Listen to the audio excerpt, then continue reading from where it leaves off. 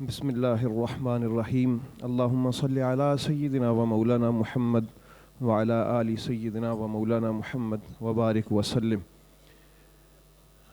معزز شرکائے عظام، میں شکر گزار ہوں امام حسین فاؤنڈیشن کا کہ انہوں نے اتنا خوبصورت یہ جو گلدستہ سجایا ہے اتحاد امت کے حوالہ سے، اور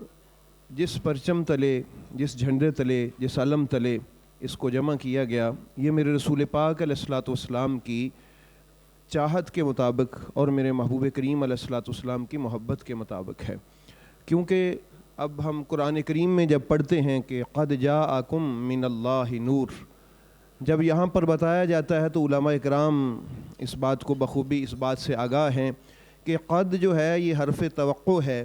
یعنی آج وہ تشریف لے آیا ہے کہ جس کے آنے کی توقع ہر امت میں لگی ہوئی تھی کہ وہ آ جائیں، کیا کہنے، تشریف لے آئیں۔ اور جب وہ تشریف لے آئے تو ایک منشور قرآن کی صورت میں ہمارے پاس لے کے آئے،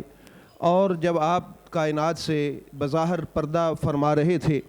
تو جاتے جاتے ایک میسج دے گئے کہ انی تارک فیکم الثقلین اولہما کتاب اللہ وثانیہما اطرتی اہل بیتی، کہ میں جو قرآن لے کے آیا ہوں، جو اللہ نے مجھے کلام مجید کی صورت میں منشور دے کے بھیجا ہے، اس کو اور اپنی اطرت اور اہل بیت کو چھوڑ کے جا رہا ہوں۔ تو احباب گرامی، چونکہ کلام نفسی کے طور پر اگر ہم دیکھیں تو کلام مجید جو ہے یہ ان حروف کا اللہ رب العالمین، چونکہ وہ الصمد ذات ہے، محتاج نہیں ہے، یہ جو حروف ہم پڑھتے ہیں نہ آواز کا محتاج ہے نہ ان حروف کا محتاج ہے، تو کلام نفسی جو کہ صفت اللہ رب العالمین کی صفت ہے، اس کا ایک خاص فیض ہے، ہر کوئی چونکہ اس سے آگاہ نہیں ہو سکتا تھا، تو وہ جو اللہ جانے یا رسول اللہ صلی اللہ علیہ وآلہ وسلم خود جانے، تو میرے محبوب جانتے تھے کہ اس کلام مجید کی حقیقت کو جو میں سمجھتا ہوں یا میرے بعد جو ہیں میرے اہل بیت سمجھتے ہیں وہ کسی دوسرے پر عیاں نہیں ہے، چونکہ قرآن کریم کے بغیر اس امت کی رہنمائی ممکن نہیں ہے۔ اس لیے میرے رسول پاک علیہ الصلوۃ والسلام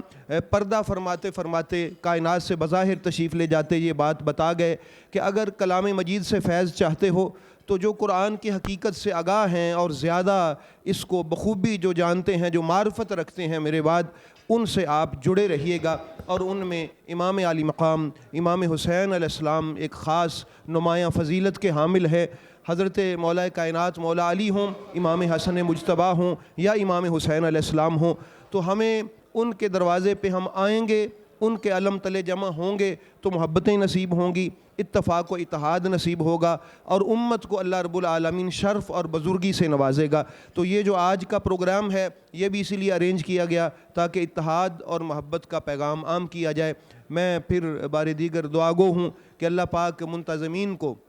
جنہوں نے یہ خوبصورت اہتمام کیا دارین کی سعادتوں سے بہرہ مند فرمائے، اور جس مقصد کے لیے یہ پروگرام ارینج کیا گیا میرا مالک اپنی بارگاہ میں اس مقصد عظیم کو شرف قبولیت عطا فرمائے۔ ماشاءاللہ۔ شاہ صاحب آپ کو زحمت دوں گا، جاری رکھیے گا۔ ایک چھوٹا سوال، چونکہ یہ بھی مجھے وظیفہ ہے، حضور کی نگاہ میں یہ جو اجتماع ہے وہ کیسا ہوگا؟ تمام مکاتب فکر یہاں بیٹھے ہوئے ہیں، بارگاہ رسالت مآب صلی اللہ علیہ وسلم میں کس خوبی سے اسے دیکھا جا رہا ہے؟ جی دیکھیے، رسول کریم علیہ الصلوۃ والسلام بمنزلت ایک باپ کے بھی ہیں،